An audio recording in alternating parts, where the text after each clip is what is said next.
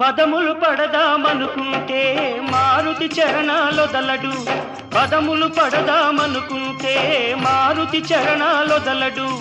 ఫలములు తినిపించాలంటే పాపం శబరికి బెదురు, ఫలములు తినిపించాలంటే పాపం శబరికి బెదురు.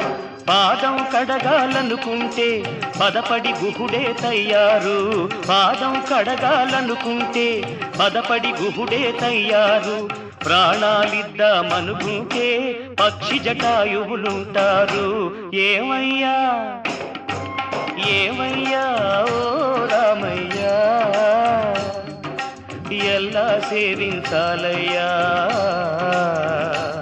నిన్ను ఏమని కీర్తించాలయ్యా. ఏమయ్యా ఓ రామయ్యా.